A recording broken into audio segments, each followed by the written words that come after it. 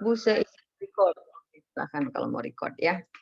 Kelas IPA 1, terakhir pertemuan kita masih ingat nggak bahasan gelombang cahaya sudah sempat bahas atau belum sama sekali?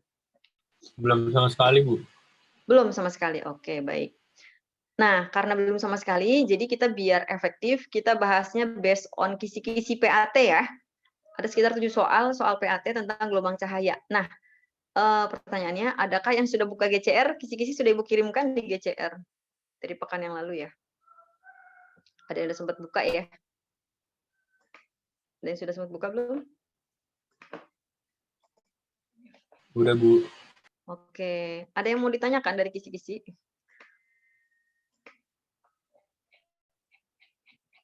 Nggak ada, Bu, saking bingungnya nggak tahu, Bu. Oke, gini ya. Jadi cara baca kisi-kisinya, nanti kalian silahkan dibaca satu-satu sendiri. Untuk pada umumnya, semua mapel kalau semua guru bikin ya, tapi belum tentu tidak semua ngasih. Jadi kalian minta aja kalau ada guru yang nggak ngasih di PAT, di GCR ya, untuk kisi-kisi PAT. Cara bacanya gini. Jadi indikator soal ini yang Ibu tandain kuning-kuning kalau di Ibu ya. Jadi biar kalian tahu fokusnya di situ. Ketika apa sih yang bakalan dikasih soalnya oleh guru dan di situ ditanyakan apa, saya harus ngerjain apa. Nah, lihat di sini. Contohnya nomor 1 ya. Ini soal nomor 1, kalian bentuknya PG, kodenya BA. Kalau BA nih BA. Ini soalnya teori, nggak ngitung. Di ujian PAT kali ini kalian banyak sekali soal-soal yang nggak perlu ngitung ya, soal-soal teori, soal-soal pemahaman konsep aja. Nah, tapi kalau kodenya masih 2, 1 nih depannya ya, 2-nya terserah belakangnya 2, 3 atau berapa itu masih mudah. Tapi kalau 4 udah analisis. 3 penerapan rumus. Nah, perhatikan di sini kalau di soal seperti contohnya yang nomor 1 nih, disajikan informasi beberapa pernyataan tentang klasifikasi gelombang. Ini berarti bab 1 gelombang di kelas semester 2 ya, kelas 11 semester 2. Itu kita ngomongin ada beberapa klasifikasi gelombang. Berdasarkan arah rambatnya ada transversal dan longitudinal. Berdasarkan butuh medium atau enggak ada mekanik dan elektromagnetik. Berdasarkan amplitudonya tetap atau berubah itu ada gelombang berjalan dan stasioner. Nah, tolong dipahami berarti nomor 1 ini kita ngomongin klasifikasi gelombang. Ya, jadi indikatornya udah menjurus banget. Jadi mudah-mudahan sih kalian nilainya bisa 100 semua nih. Amin. Siswa dapat menentukan pembagian yang tepat sesuai dengan pembagian jenisnya. Tadi yang baru saya sebutin. Kalau untuk yang berdasarkan butuh medium atau enggak itu mekanik dan elektromagnetik. Itu namanya pembagian. Nanti di pilihan ganda itu kalian cari yang tepat yang mana. Yang ditanyakan bisa jadi di antara itu. Ngerti nggak maksudnya? Gitu ya. Jadi bisa jadi nih kalian kalau udah kisi-kisinya seperti ini menjurus akan lebih mudah. Oh, berarti belajarnya sudah dikasih tahu nih gitu kan. Nah, kalau BA 1-2, 1 levelnya lebih mudah lagi. Ini kan nomor 1 ya. Disajikan informasi tentang gejala alam dalam kehidupan sehari. Siswa dapat mengidentifikasi jenis gejala gelombang yang terjadi. Kan kalian sudah tahu ada pembelokan ya. Pembelokan atau pelunturan itu difraksi, pembiasan, refraksi, kemudian pemantulan dan seterusnya. Nah, itu namanya gejala-gejala gelombang. Ini di sini lihat mengidentifikasi masing-masing gejala gelombang. Bisa jadi yang ditanya adalah salah satunya di antara 7 gejala gelombang. Oke, sekarang Ibu pindah pengen coba kalau ada soal hitungan. Mana sih kodenya nih? Ini semua bab 1 soalnya teori ya. Bab 2 tentang gelombang transversal dan longitudinal, masih ada teori, nah baru ada hitungan.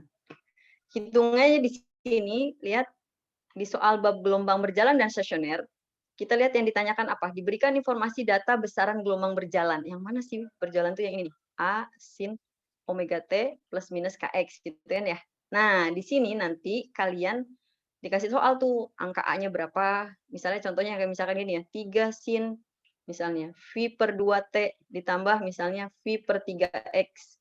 Nah, ini kalian udah tahu nih besaran sama X itu, oh itu besaran bilangan gelombang. Kak, bisa nyari lambda dari sini.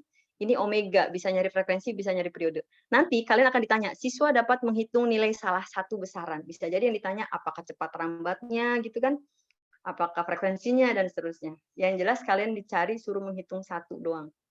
Kalau kodenya BB3, di sini BB3, belakangnya 31, 32, dan seterusnya, itu adalah berarti kalian pasti menerapkan rumus. Soalnya sudah ada, konsep rumusannya adalah yang seperti ini. Tentang gelombang berjalan, oh berarti ngomongin gelombang berjalan.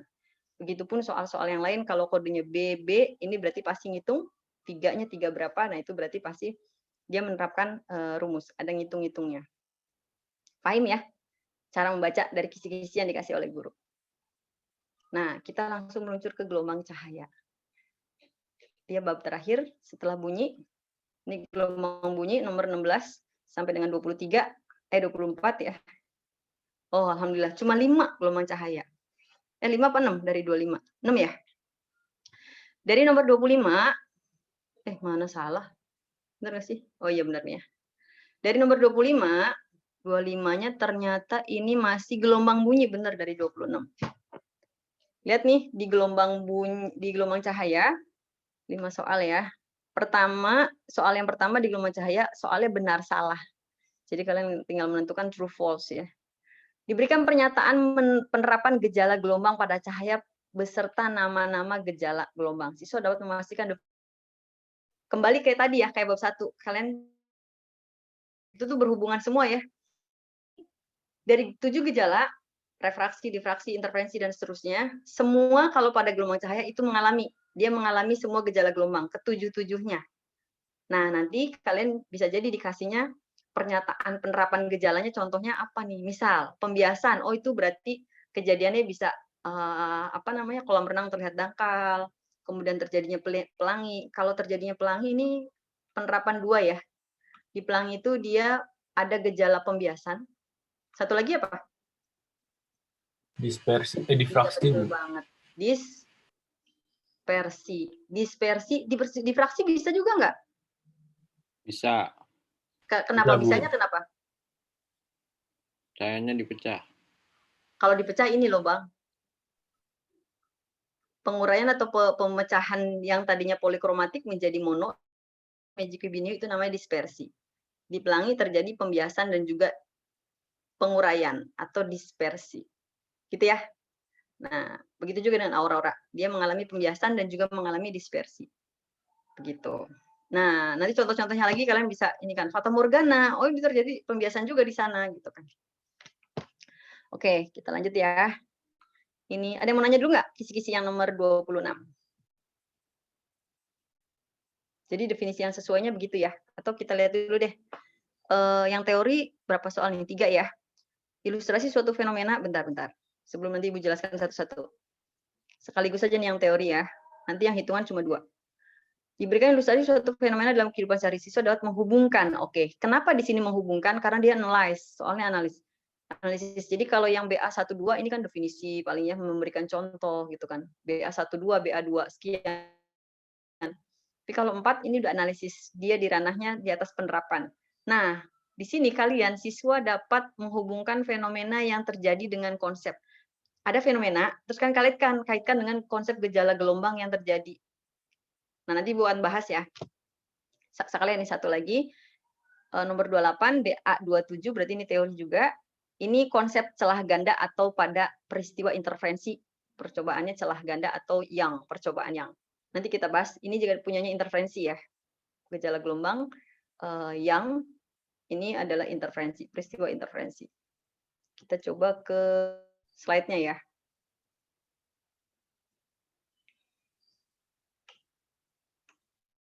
Oke, kita ke slide-nya dulu. Ibu pernah nunjukin slide ini belum? Belum pernah sama sekali? Coba. Gelombang cahaya. Belum sama sekali ya. Ya udah. Jadi secara konsep dan teori nanti kalian bisa baca sendiri ya. Bisa baca sendiri, Ibu nanti PPT-nya kasih kalian atau udah IPA 1 belum dikasih ya? Di GCR. Gejala gelombang pada cahaya dia mengalami ketujuhnya ya. Jadi tujuh-tujuhnya mengalami pemantulan contohnya seperti ini. Ingat di hukum pemantulan itu ketika datang garis normal dan sinar pantul itu berada pada bidang yang sama, satu bidang. Dalam satu bidang itu hukum pemantulan. Pemantulan ada yang baur, ada yang teratur. Kalau yang baur itu permukaannya di atas permukaan yang biasa ya gitu ya. Pelangi yang di sana dibantu juga ada peristiwa dispersi.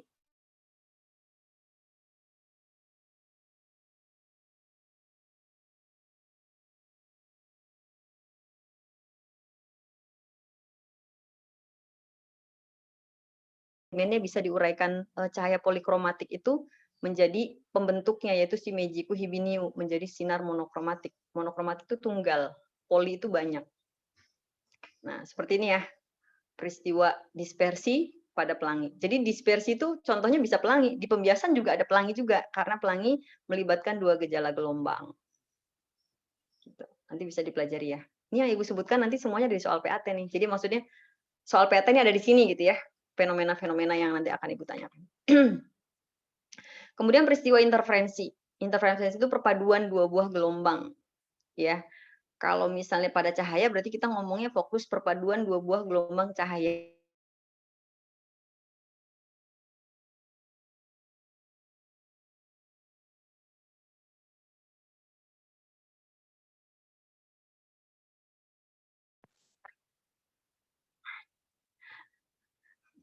Mohon maaf nih terlempar lagi ya.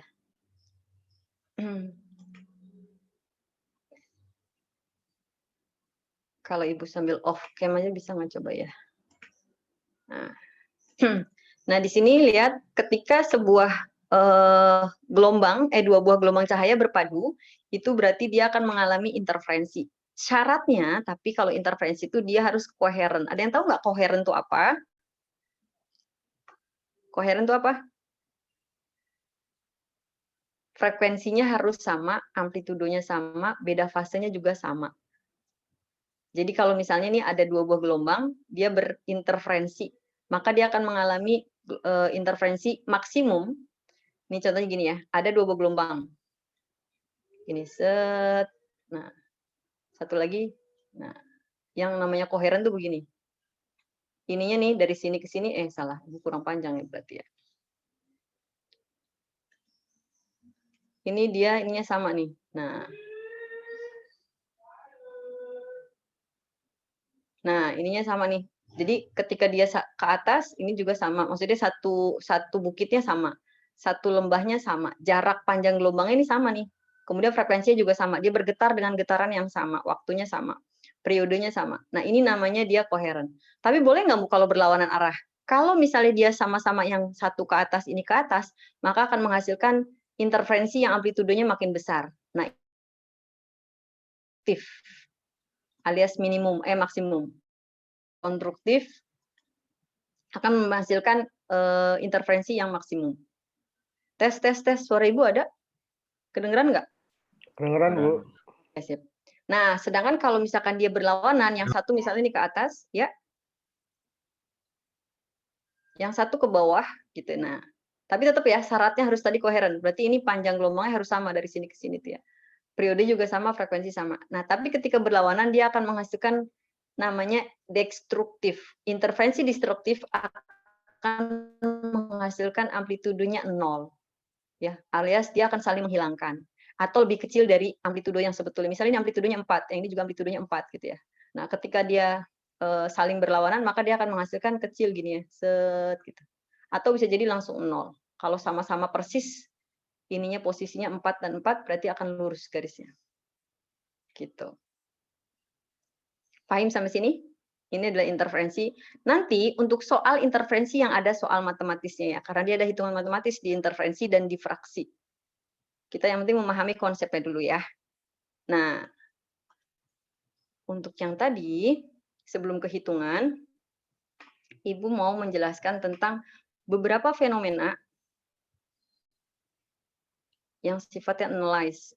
Yang tadi ya, sebentar. Ini ya, ke kisi-kisi ya.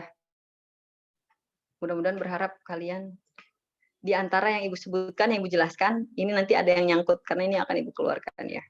Yang akan menjadi pertanyaan. Perhatikan di sini sebagai alumni anak IPA nanti meskipun kalau rumus sih kalau udah selesai ujian biasanya hilang wassalam. Tapi minimal paham bahwa saya pernah belajar IPA, oh fenomena ini adalah berangkatnya dari sini. Kalau kalian pernah melihat, ada yang tahu fata morgana? Kalian pernah lihat fata morgana di mana biasanya? Di lapangan kalau panas, Bu. Iya, betul. Di lapangan kalau panas. Di mana lagi kira-kira selain itu, Aymar? Yang lainnya?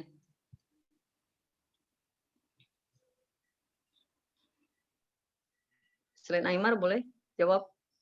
Di mana lagi kira-kira?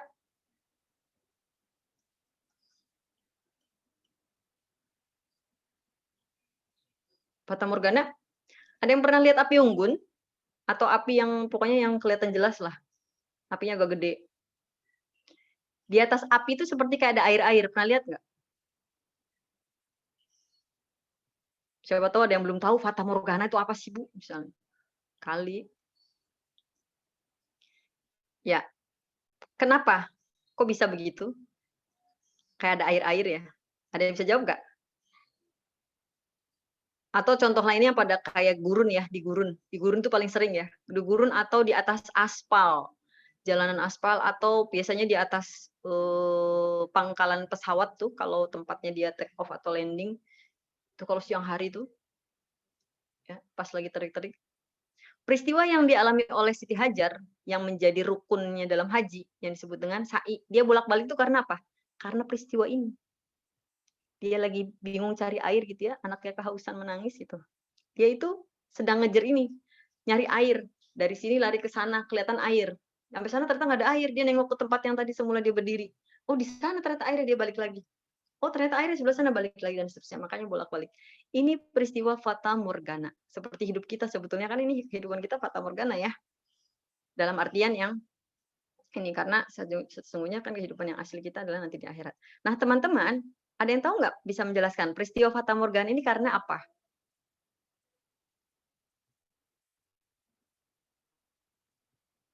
Karena apa?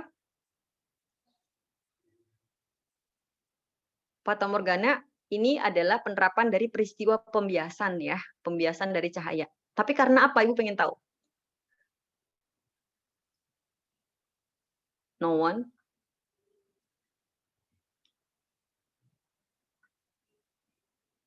Nggak ada yang mau coba jawab.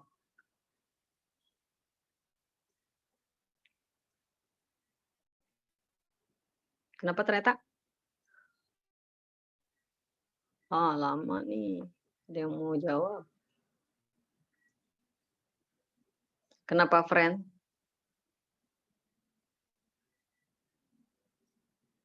Irsyad? Ada?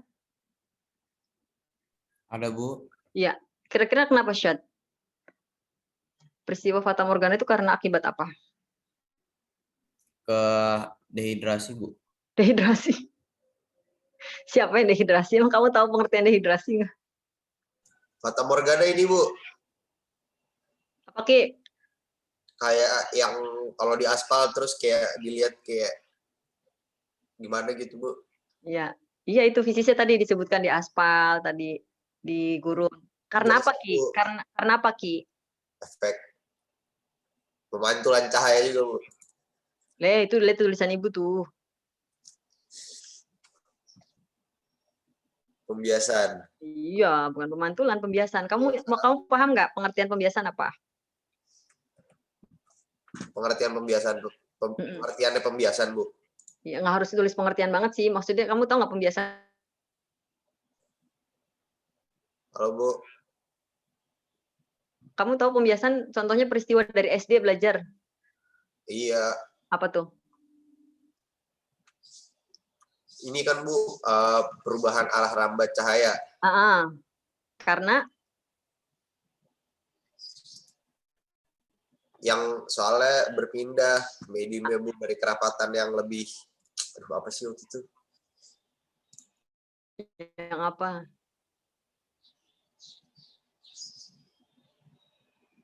Nah, makanya jadi kalau kalian pengen paham itu sampai harus pengertian begitu, susah. Clue-nya aja. Oh, kalau pembiasan itu karena dia berbeda kerapatan medium. Iya, Bu. Gelombangnya, maka jadi akan ada ilusi dari mata kita. Contohnya dulu yang paling sering kalian tuh, oh pensil bisa bengkok ya di air. Kenapa? Karena kamu melihat matanya di udara, sedangkan si pensil itu dicemplungkan sebagiannya di dalam air. Sehingga ilusi mata kita melihat seolah-olah pensil itu bengkok. Karena mediumnya berbeda, maka arah rambat cahayanya itu jadi berbeda. Kalian melihat seolah-olah kolam itu jadi dangkal. Kalau kamu lihatnya dari dari luar kolam, kamu lihatnya dari udara, maka seolah-olah kayaknya dangkal, padahal itu dalam banget. Nah, itu juga dia, jadi seolah-olah ilusi kita melihat ada pemendekan. Cahaya itu membuat dia jadi berbeda gitu ya, yang dengan aslinya. Itu salah satu pembiasan. Begitu juga Fata Morgana. Fata Morgana ini karena adanya perbedaan kerapatan udara di atas permukaan jalan, permukaan gurun, atau di atas tadi ya, antara si api yang paling panas, yang paling dekat di apinya, kemudian di atasnya api itu kan udaranya panas ya. Berbeda dengan udara yang di atasnya lagi, di atasnya lagi. Nah, seperti kalau di jalan tol.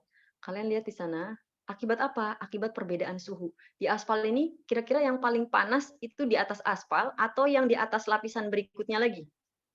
Udara yang paling panas berarti di mana?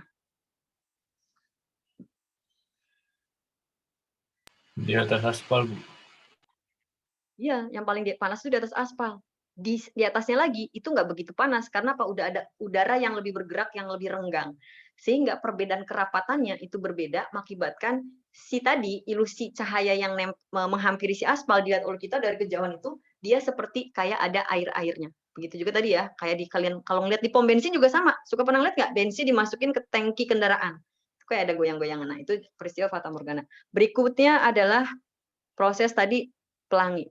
Pelangi ini berarti kejadiannya bukan cuma pembiasan ya. Kalau pelangi ada dua, pembiasan dan dispersi tadi ya. Nah, kalau fata morgana ini pembiasan. Terus apalagi? Warna birunya langit kalau siang hari. Itu akibat apa? Ada yang tahu nggak? Ini peristiwa apa? Gejala gelombang. Karena kan kalian ini di analyze ini kalian nanti akan muncul nih salah satu dari yang Ibu jelaskan nanti. Siswa dapat menghubungkan fenomena yang terjadi di contoh soal itu peristiwa gejala gelombangnya apa gitu. Nah, kalau birunya langit pada siang hari ini polarisasi ya. Polarisasi yang jenis hamburan. Karena polarisasi ada 4. Polarisasi karena absorpsi selektif, hamburan, pembiasan ganda, dan juga pemantulan pembiasan. Gitu ya. Ada lagi nggak yang bisa menyebutkan? Aurora.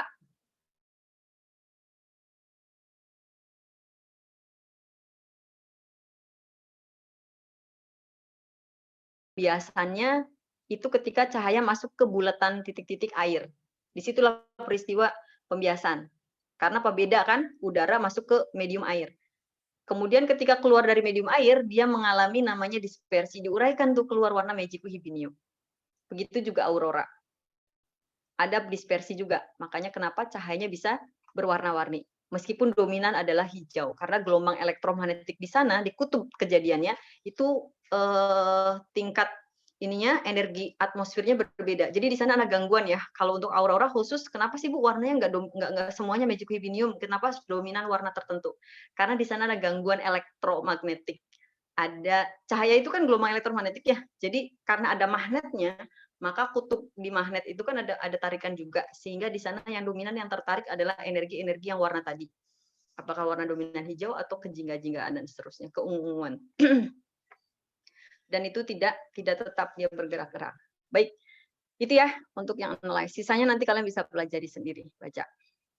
Nah, kita akan ke yang hitungan. Soal nomor 29 dan soal nomor 30. Ini soalnya isian. Jadi tadi ada beberapa ya 5 soal isian. Kalau isian cara jawabnya langsung jawabannya aja ya, karena rata-rata BB. Yang isian tuh jawabannya dalam angka, misal jawabannya 20. Misalnya ditanya frekuensi 20 Hz, ya udah 20 Hz ditulisnya. 20 ada spasi Hz, biar nggak salah. Ya, kalau kalian 20 terus nempel, Hz-nya nempel, ini berarti kalian bisa jadi akan salah. Ibu nggak akan koreksi manual. Makanya kenapa di sini yang koreksi beda ya. Komputer. Nah, kemudian untuk yang interferensi. Kita ke interferensi ya. Ini kita lihat demonstrasinya dulu. Bismillah. Semoga tidak kepental lagi.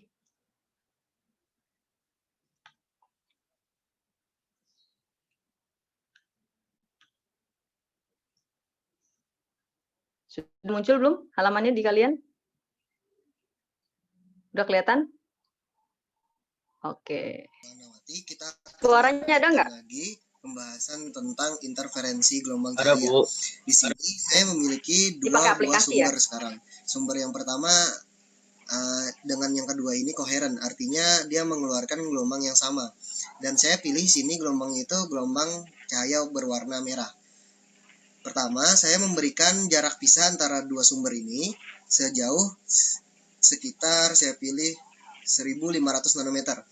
Nah, karena ini ada dua sumber cahaya yang saling berpadu, bersuperposisi, maka akan muncul pola interferensi pada layar di sini. Nah, teman-teman sekalian perlu lihat bahwa di sini kita akan melihat sebuah pola yang samar di sini dan pola yang berbeda di bagian yang lain. Bentar, Ibu pause dulu ya. Maksudnya pola yang samar dan yang nggak samar tuh yang mana? Yang ini ya. Sebentar.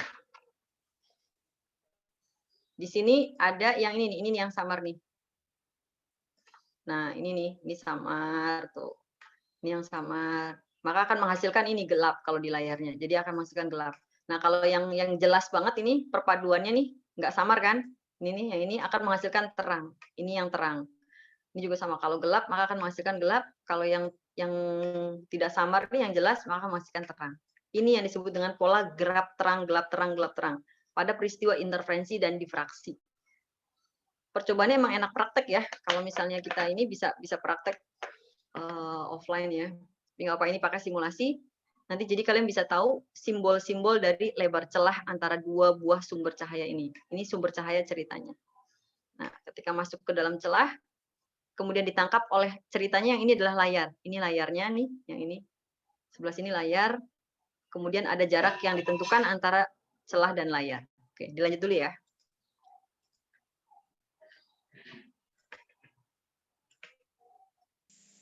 Kita akan interpretasi apakah maksud dari pola ini.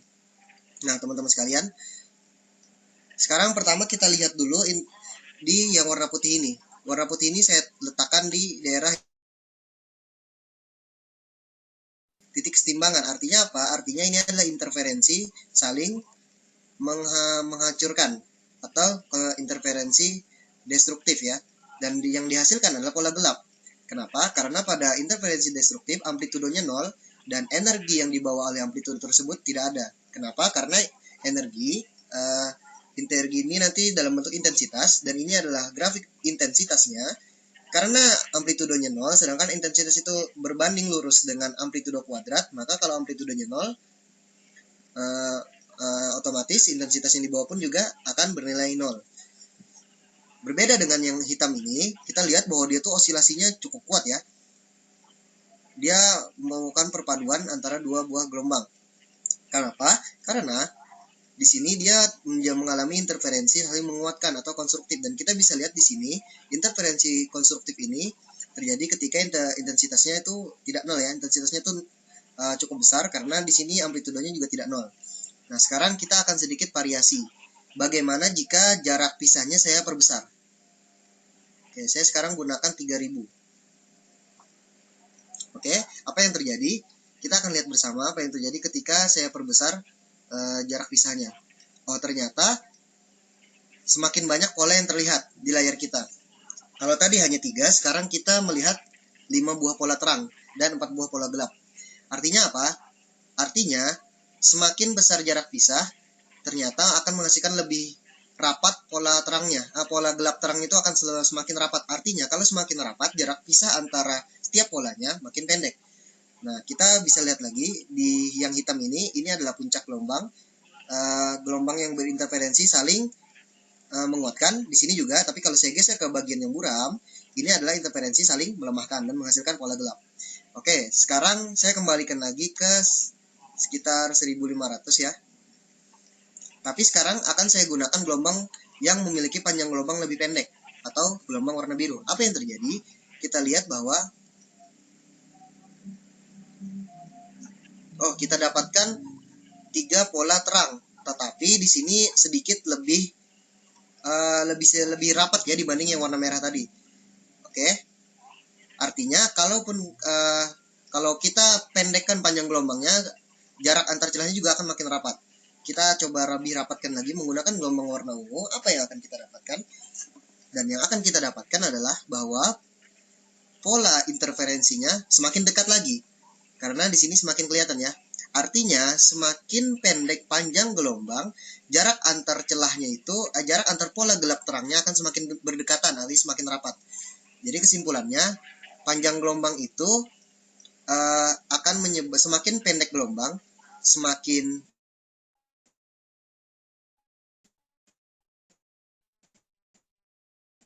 berdekatan pola gelap terangnya. Tapi kalau nah sekarang saya ingin mencoba memvariasikan dengan ditambah jarak pisah yang diperbesar. Kita akan menggunakan warna biru sekarang. Apa yang terjadi? Kita lihat bersama. Ternyata voila, kita dapatkan pola interferensinya semakin rapat ya. Karena tadi dari yang merah yang awalnya cuma 3 dengan jarak pisah yang cukup kecil, setelah kita jarak pisahnya kita perbesar dan panjang gelombang kita perpendek, maka jelas sekali bahwa akan semakin rapat. Atau dengan kata lain, jarak antar pola gelap terangnya itu semakin dekat. Nah, dari sini teman-teman sekalian kita bisa lihat proses interferensi ini seperti yang sudah tadi saya jelaskan. Yang mana kita review lagi bahwa pola yang buram ini, yang saya tandai dengan yang putih ini, itu adalah gelombang yang mengalami interferensi destruktif. Sedangkan yang masih ada pola gelap terang ini adalah pola gelombang yang mengalami interferensi konstruktif atau saling menguatkan. Yang mana kita bisa lihat sini grafik intensitasnya. Kalau polanya itu terang, artinya intensitasnya maksimum. Kalau gelap, intensitasnya 0. Karena intensitas berbanding lurus dengan amplitudo dari simpangan gelombang. Oke, mungkin itu sekian untuk bagian interferensi. Sekarang kita akan coba membahas lagi tentang interferensi pada celah. Nah, kira-kira kita kegambar nggak? pada Tadi kalau digambarkan, ya, Ibu gambarkan sekarang pakai bagan ya. Sebentar. Sebentar. Yang di fraksi nanti dulu ya. Ini interferensi dulu. Nah, jadi kalau Ibu gambarkan sekarang, kalau menggunakan bagan yang tadi ya, itu secara fisis ya. Jadi mudah-mudahan ada gambaran tadi fisisnya. Nah, sekarang kalau digambarkan secara bagan. Coba bedanya kalau tadi ini aja deh ya. Nah, kalau ini kan secara vertikal nih gambarnya. Pola gelap terangnya di sini, layarnya di bawah. Nah, ini yang sama kayak tadi aja gini. Jadi, ketika di sini ada 2 buah celah, ada 2 celah nih. Jadi sumber cahaya, ini sumber cahayanya. Nah, antara lebar celah ini nanti kita akan mengenal simbol-simbol dari besaran ya, karena nanti akan secara fisis, kemudian tadi grafisnya digambarkan, nanti akan secara matematis juga. Nanti secara matematisnya kita akan kenalan dengan simbol-simbolnya. Lebar celah ini disimbolkannya dengan dari sini ke sini itu D ya. Lebar celah ini D. Jadi diameter celahnya nanti biasanya di soal dikasih tahu atau bisa jadi ditanyakan. Nah, ketika cahaya ini masuk, ini mengalami sebelum adanya interferensi perpaduan, itu dia si cahaya ini mengalami pembelokan. Jadi di peristiwa interferensi pun terjadi peristiwa difraksi, ya, pembelokan cahaya, Bu. Di sini pembelokan tuh gimana sih? Ketika cahaya ini masuk ke celah sempit kan akhirnya dia menyebar ke sana ya. Ini menyebar ke sini, ini ke sana, ke sini dan seterusnya. Nah, ini juga sama menyebar. Sehingga akhirnya ketika ada cahaya dari sini sama sini bertemu akan menghasilkan max. Ada di antara max itu ada yang gelap jadi min. Nah, yang gelap ini gelap, ini berarti minimum. Interferensi minimum menghasilkan gelap. Kalau maksimum menghasilkan terang. Max menghasilkan terang. Nah, setiap interferensi ataupun difraksi bagannya selalu begini, ada terang pusat yang paling tengah. Di mana di sini yang paling terang. Jadi kalau kalian nanti eksperimen percobaan beneran tuh bisa kelihatan. Di rumah juga sudah bisa nyoba. Kalian bisa coba dengan cahaya lampu dari LED-nya handphone kalian, kalau dia ininya bagus ya.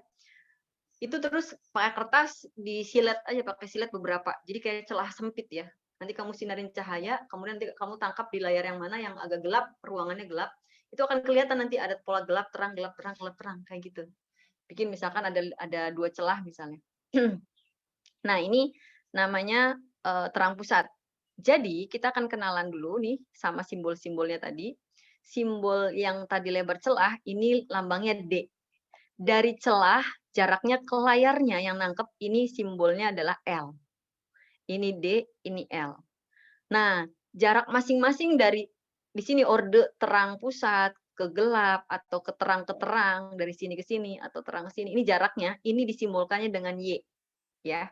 Ini Y. Y-nya berapa diketahui nanti di soal. Sedangkan cahaya yang digunakan itu monokromatis, nggak bisa poli ya, kalau difraksi ataupun interferensi di sini. Nah, dia monokromatis Maka jadi akan diketahui panjang gelombang yang digunakan tuh berapa. Misalkan sebuah sinar kuning, kita nggak tahu kan sinar kuning. Nanti akan ditanyakan panjang gelombang. Lambda yang digunakan berarti itu cahaya yang digunakan. Nah, sedangkan ketika kita menentukan ada garis semu di sini yang menghasilkan terang pusat ya, TP. Ini membentuk beberapa gelap, terang dan sebagainya, ada garis-garis berikutnya gitu ya, garis. Ini ada sudut nih, gitu ya. Ada sudutnya kan? Seolah-olah sebetulnya kan nggak ada, tapi ketika dibagankan ada sudut. Sehingga rumus yang digunakan baik untuk difraksi dan interferensi ya. Nanti rumusnya sama, tinggal dibalik aja, soalnya juga beda. Sama. Rumusnya adalah D sin theta. Tetanya adalah dari sini, sudut yang terbentuk dari setiap pola terang gelap ini terhadap garis yang utamanya itu terang pusat. Sama dengan kalau untuk terjadinya pola terang, rumusnya N lambda. Ini adalah pola terang untuk interferensi. Ya, terjadinya atau nama lainnya maksimum. Interferensi maksimum atau yang terjadi terang, rumusnya D sin theta sama dengan N lambda. Kalau di soal itu ada sudut-sudut, berarti gunakan D sin theta. Tapi kalau di soal itu tidak ada sudut, maka ada rumus lain, yaitu dy per L sama dengan N lambda. N ini apa? N ini adalah tadi ordenya, orde terang atau gelap keberapa. Karena di sini adalah rumus terang, berarti ini terang ke-1, terang kedua dari terang pusat. Tentukan berapa jarak terang 1 ke terang pusat. Atau terang 5 ke terang pusat. Nah, itu berarti di situ adalah jarak Y. Ordenya orde ke-5, misalnya kalau ditanya terang ke-5. Lambdanya ini adalah panjang gelombangnya. Ini orde ke atau terang ke, karena ini rumus terang, maka pola terang ke sekian. Sedangkan sin adalah sudut, Y ini adalah jarak dari sini, terang pusat ke terang 1, terang 2, terang 3, dan seterusnya. Ini berurutan ya. Jadi polanya mau ke bawah ke atas sama. Di atas ini kan terang pusat nih, di tengah-tengah. Ke bawah gelap 1. Habis gelap ada terang 1. Habis itu gelap 2. Habis itu terang lagi, terang 2. Gelap 3 dan seterusnya. Begitu juga ke atas. Jadi sama aja mau ngitung pakai yang ke bawah atau ke atas, sama ini gelap ke-1, ini juga terang 1, gelap 2, ini terang 2 dan seterusnya. Nah, jadi ada pembaginya ya. Antara garis terang ke terang itu berarti jaraknya 2 kali terang ke gelap. Nah, udah, itu nggak usah diinin dulu. Pertama, rumus terang seperti ini. Kalau rumus minimum atau destruktif itu ketika menggunakan rumus gelap. Ya, rumus gelap itu menjadi sama rumusnya di depannya D sin theta, bedanya di belakangnya. Ya, kalau di belakangnya D sin theta ini menggunakan N-1 dikali setengah lambda. Berarti ini juga sama dy per L sama dengan belakangnya N-1 dikali setengah lambda. Ini adalah rumus untuk destruktif atau interferensi yang terbentuknya adalah pola gelap. Ada yang mau nanya dulu nggak sampai sini? Bingung nggak? Kita ke soal kalau ini. Ada yang mau nanya dulu? Gambaran fisisnya gitu. Ini body home, sepada. Ada yang mau nanya? Oke, kalau nggak ada, kita coba bahas ke iniannya ya. Jangan pada tidur. Ini kalau tidur enggak, Bu. Atau ngeliat layar yang lain.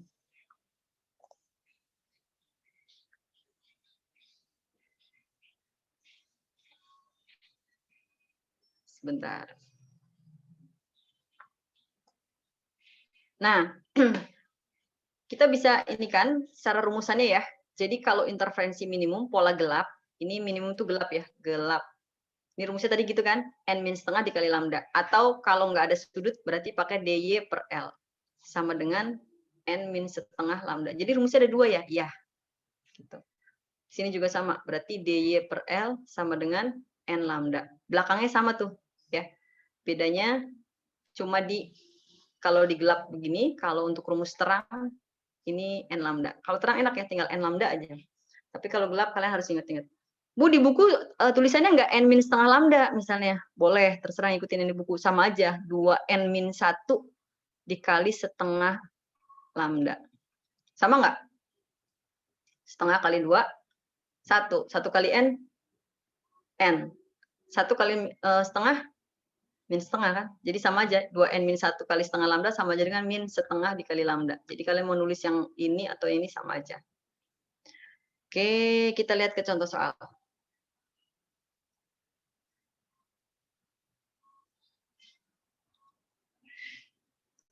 Soalnya adalah, ya, silahkan dari rumus yang tadi, ada yang bisa mengerjakan? Ibu udah jadi co-host belum? Biar bisa private chat ke Ibu. Ini diketahui, biar nggak bingung, Ibu kasih tahu dulu ya. Sebuah berkas cahaya monokromatis, nah pasti yang digunakan mono ya, setelah melalui sepasang celah sempit yang jaraknya 0,3 mm. Berarti ini apa? Diketahui berarti ini apa? Jarak celah. Ya, jarak celah itu apa simbolnya? D. Oke, betul. Jarak celah itu berarti ini D. Good. Membentuk pola interferensi pada layar yang jaraknya 0,9 meter. Kalau digambarkan, ini celah, ini celahnya. Jarak antara dua celah ini, itu tadi adalah D-nya ya. Ini D-nya nih, dari sini ke sini. Kemudian dia ke sini, kemudian ada layar. Nah, jarak antara, kalau dibahasakan nih, kalau literasi kalian ini, memahami dari sini, membentuk pola interferensi pada layar. Interferensinya polanya di sini, adanya di layar. Di mana jaraknya adalah 0,9 dari celah tadi. Dari celah ke sini, ini jaraknya 0,9. Berarti ini apa? L, Bu. Good, betul. Ini L-nya. Nah, sekarang bila jarak antara garis gelap, perhatikan ini garis gelap. Berarti kalian harus pakai rumus gelap atau terang?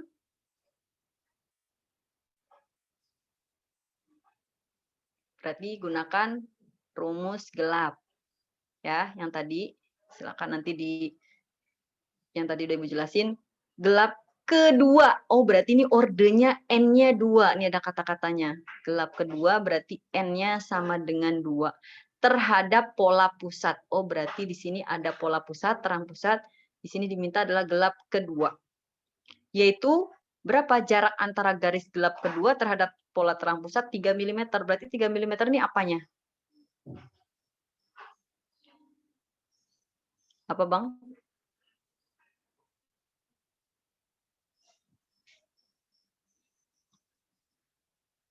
Y-nya, Bu. Iya, betul, Y-nya. Nah, berarti di soal ini tidak ada sudut. Maka yang digunakan kalau soalnya seperti ini, berarti pakai rumus apa? Yang ditanya, maka panjang gelombang cahayanya adalah, yang ditanya adalah, berarti apa? Lambda. Oke, silahkan boleh dicari dulu. Sudah dituliskan nih, yang diketahuinya udah ada, D-nya ada, L-nya ada, Y-nya ada, N-nya ada, lambdanya ada. Pakai rumus gelap. Silakan. Satuan yang diminta di akhir dalam meter. Ya, coba sebagai anak yang bisa lulus ke kelas 12, anak IPA, Ibu pengen tahu. Semuanya harus punya jawaban ya. Direct message dulu ya ke Ibu. Private message.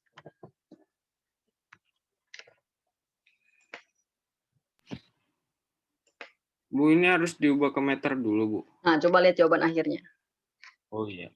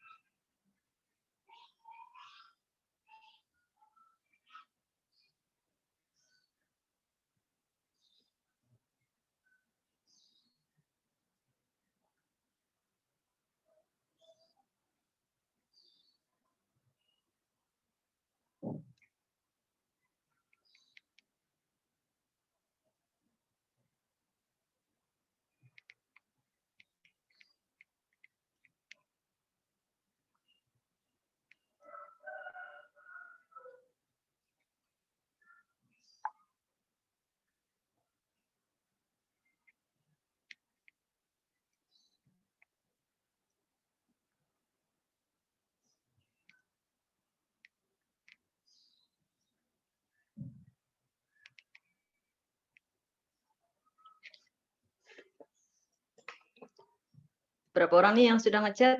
1, 2, 3. Ada 3.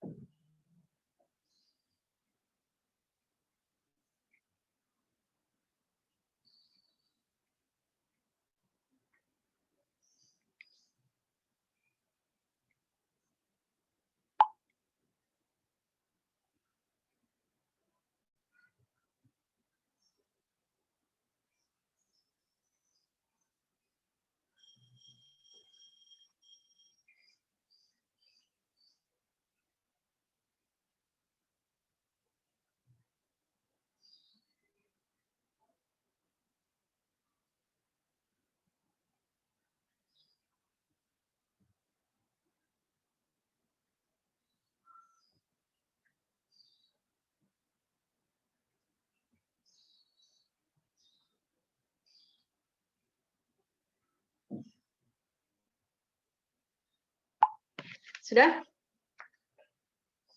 Oke. Oke. Sudah ada yang jawab. Jawabannya ada yang udah betul. Ada yang jawabannya saya izin ke toilet, Bu. Oke, good. Untung yang izin udah jawab ya. Ya, ada lagi yang mau jawab? Nggak ada? Oke.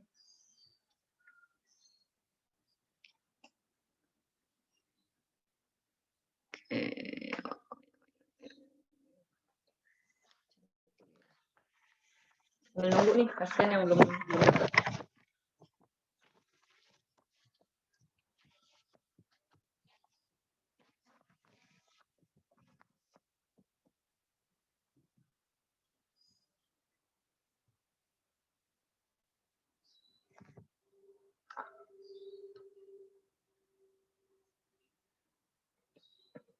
Ya, oke ya kita bahas ya Ibu. Copy aja dulu deh. Semuanya Ibu copy yang sudah mengirimkan. Nah, teman-teman tadi kita sudah mendefinisikan ya, mengidentifikasi satu persatu yang diketahui apa. Nah, hanya saja perlu kita ingat, kalau yang dijawab itu diminta dalam satuan meter, maka semuanya harus kita ubah ke dalam meter. Kalau misalnya dia dalam satuan nanti nano, kita harus ubah ke dalam meter dulu juga, karena di jawaban terakhir yang paling mudah itulah dengan mengubah menjadi meter dulu. Oke, kita coba uraikan ya. Sebentar.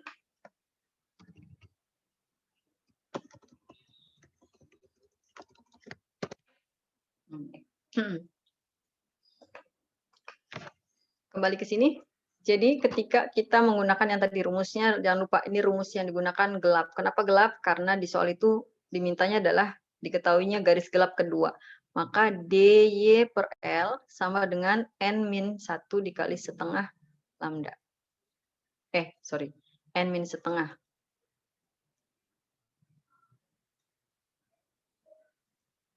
N- setengah dikali lambda.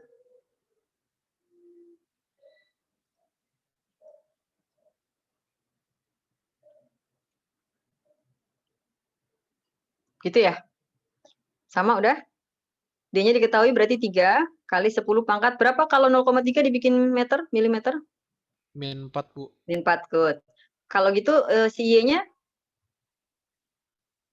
10 pangkat? Min 3, Bu. Oke, good, betul. Ininya? 9 kali 10 pangkat min 1. Oke, very good. Maka ininya sama dengan N-nya, karena ordernya 2, berarti 2 kurangin setengah kali lambda. Lambdanya nanti akan dapatkan ya. Kita bisa coret dulu di sini, ini 3 kali 3, 9, habis dengan yang bawah.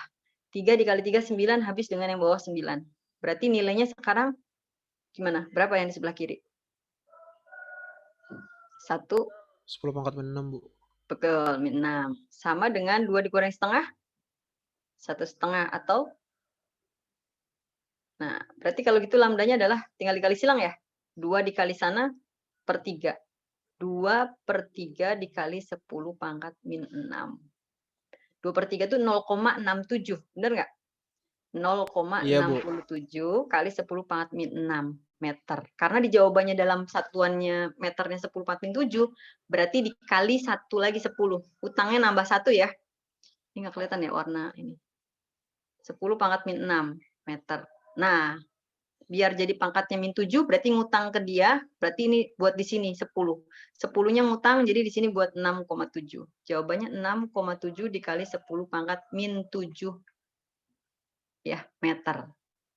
Teman-teman, kalau kalian sudah bisa menghitung sampai di sini, ada yang masih bingung nggak? Tadi nggak semuanya jawab soal ini. Ada yang masih bingung nggak untuk mengerjakan soal yang begini? Bisa ya? Yang Ibu kasih soalnya belum analisis kok.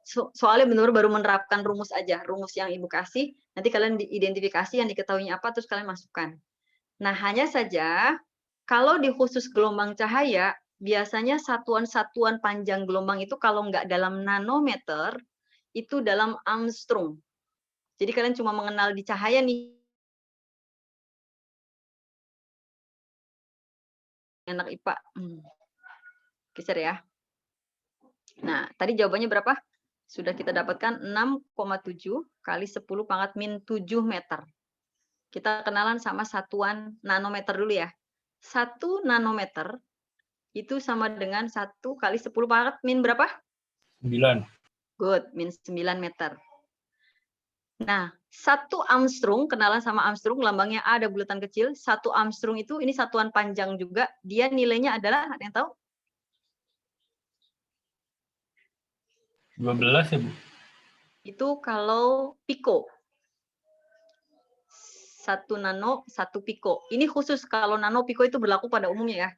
Mili, mikro, nano, piko, femto, dan seterusnya. Kalau ini tidak kelipatan 3. Armstrong ini hanya milik pada gelombang cahaya. Dia dipakai pas gelombang cahaya. 1 Armstrong ini sama dengan 1 kali 10 pangkat min 10. Ya, teman-teman. Jadi, Bu kenapa pakai ini? Karena bisa jadi nanti di soal banyak pilihan ganda tuh pakainya begini. Di SBM juga biasanya dipakainya adalah Armstrong atau nanometer. Nah, jadi 6,7 kalau diubah ke dalam nano, kira-kira berapa? Ubah dalam satuan nanometer. 6,7 ini berapa? Ini matematis nih, caranya gimana teman-teman? 6,7 kali 10 pangkat 2, Bu. Iya, betul sekali. Jadi, tadi siapa yang jawab? Taki, Bu. Oh, Taki. Jadi gini ya, biar teman-temannya tahu ya, Taki ya. 6,7 kali 10 pangkat min 7. Diubah pengen dalam nano. Nano itu kan 10 pangkat min 9 ya? Berarti biar jadi 10 pangkat min 9, atasnya berarti harus dikali berapa nih? Atas dikali 100 ya? Orang nggak ada 100 tiba-tiba harus ngutang jadi min 9 kan? Bener nggak? Atau gini aja deh, gampangnya gini deh. Biar gampang. Ini dikali 10 pangkat min dibagi 10 pangkat min 9. Gitu ya. Biar jadi satunya nano. Berarti di atas dikali 10 pangkat min 9, di bawah juga kali 10 min 9, gitu kan. 10 pangkat min 9 bagi min 9 1. Nilainya sama aja dengan 6,7 10 min 7. Nah, 10 pangkat min 9 kan diganti menjadi nanometer gitu kan. Nah, 10 pangkat min 9 ini gimana jadinya? Dioperasikan dengan yang ini. Dioperasikan dengan yang ini, jadi kan 10 pangkat min 7 dengan 10 min 9, jadinya min 9-nya positif 9 ke atas. Jadi dia punya positif 2. 6,7 kali 10 pangkat 2, alias 670 nanometer. Nah, kalau Armstrong gimana? Armstrong nambah 1. Ini kalau diubah untuk biar jadi Armstrong, 6,7 kali 10 pangkat min 7, caranya berarti dibagi 10 pangkat 10 pangkat min 10. Jadi gimana? 6,7. Ini sisanya ke atas 3 ya? Ya. Berarti 10 pangkat 3, alias 6.700. Nah, teman-teman, kalau nanti kalian nemu jawabannya, gelombang cahaya itu spektrum GM itu, khususnya cahaya tampak, itu range-nya, dia kalau dalam nano itu ratusan. Ya, 230, 300, 350, 400, 500, 560, 600, dan seterusnya. Tapi kalau dalam Armstrong dia ribuan. Jadi gitu aja cara ingetnya ya. Jadi kalau Armstrong ada jawaban A, misal 670, 6.700 misalnya. C misalnya 67.000. Maksudnya yang bikin ini ya. Nah pasti jawabannya nggak mungkin. Gelombang cahaya itu nggak ada yang puluhan ribu kalau dalam satuan Armstrong. Nggak ada yang ratusan kalau dalam Armstrong. Range-nya adalah ribuan. 5.000, 6.000, 6.500 dan seterusnya. Fahim ya gitu ya. Tapi cara mengubahnya begini Bu ajarin kasih tahu. Mengubah ke meter dan nanometer ke Armstrong. Ada pertanyaan sampai sini? Untuk interferensi? Ada yang mau nanya nggak? Oh iya, kelas 3. Baru mau jalan? Katanya nggak tahu. Oh, Oh iya. Bentar. Kelas 3. Hafso ya? Binti Umar ya? Hafso binti Umar bukan sih? Iya.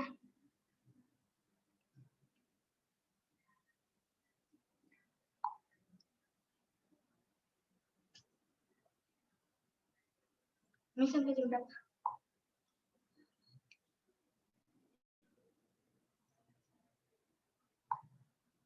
Kakak tolong telepon Bu ini dulu. Oh, kapan Windy? Ya udah. Maaf ya sebentar ya iklan nih. Anak Ibu suruh pulang lagi sekolah offline bentar ya. Ini sampai jam berapa? Untuk yang di fraksi ini 7 menit lagi. Ada menit. Bentar ya.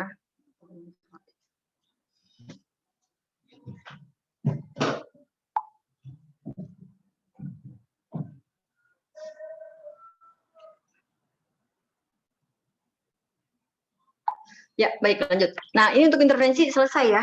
Ada yang mau nanya dulu nggak? Karena kalau interferensi kalian paham, di fraksi insya Allah nggak akan bingung.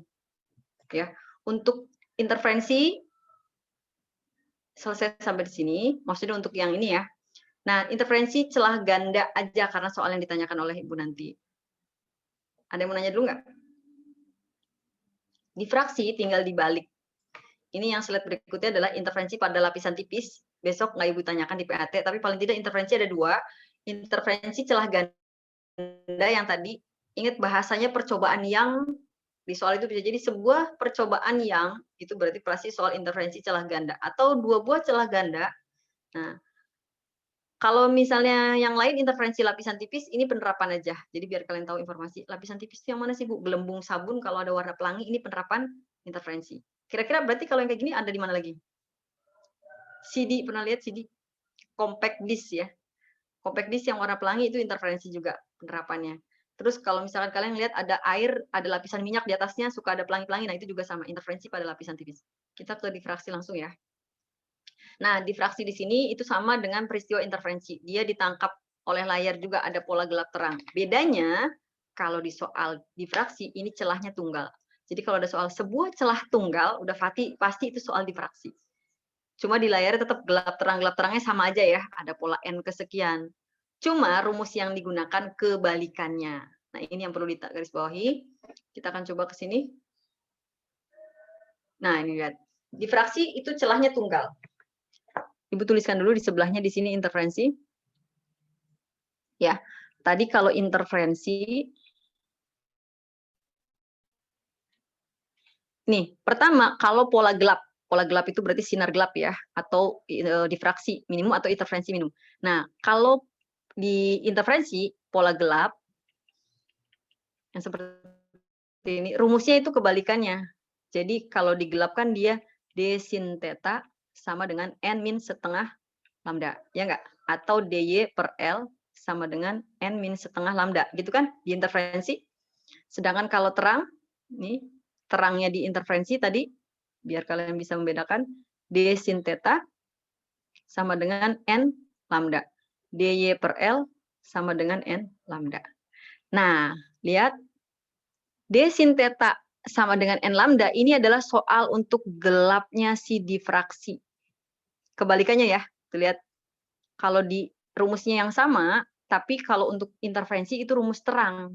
Jadi kalau tadi ada kata di soal difraksi, misalnya sebuah celah tunggal, misalnya nanti pola Y yang terbentuk, misalnya tentukan panjang gelombang yang digunakan jika orde misalnya Y-nya itu gelap kesekian. Nah, kalian gunakannya adalah rumus yang ini. Ingat ya, rumusnya dibalik. Kalau gelap di difraksi, rumusnya pakai terang interferensi. Jadi boleh kalian ingat salah satu aja. Apakah rumus interferensi atau rumus difraksi? Nanti tinggal dibalik. Kalau untuk gelap yang mana, yang terang yang mana. Paham sampai sini? Ini sama aja ya, 2n-1 setengah lambda atau n min setengah lambda itu sama aja. Kalian menuliskannya mau yang mana sama. Udah selesai. Nanti kalian latihan soal akan ibu kirimkan ke GCR. Difraksi. Kalau interferensi paham, jadi ibu contohkan difraksi kayak gitu. Atau perlu contoh lagi juga? Untuk difraksi.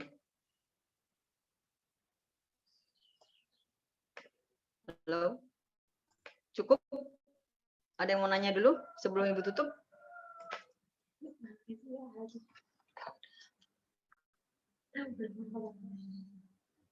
Ada yang mau nanya nggak?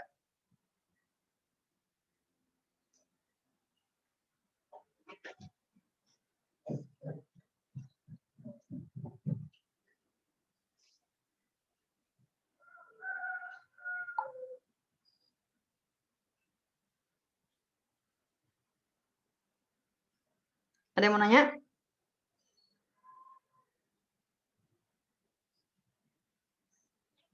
Adakah yang mau nanya?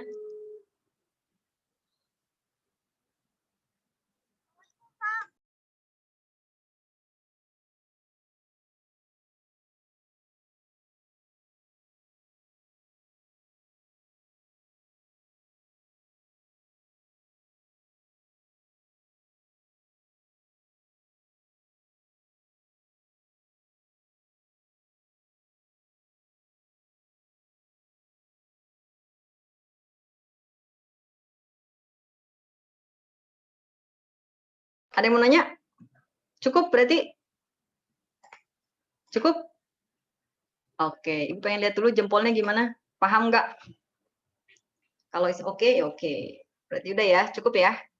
Ini adalah pembelajaran hari terakhir kita, pembelajaran reguler kalian sebagai anak kelas 11 di fisika maksudnya. Karena Senin depan mungkin masih ketemu sama pelajaran yang lain. Untuk pelajaran fisika hari ini adalah hari terakhir. Mohon maaf lahir batin, Ibu atas nama guru fisika kalian di kelas 11. Semoga ilmu yang dipelajari oleh kalian semua bisa bermanfaat dan bisa berkah, bisa membuat kalian menjadi orang yang memiliki ilmu. Karena itu adalah lebih mulia ya orang yang memiliki ilmu ketimbang orang yang memiliki harta. Mulia juga ya. Baik. Baik, dikembalikan kepada ketua kelas. Ayo ditutup doa dulu.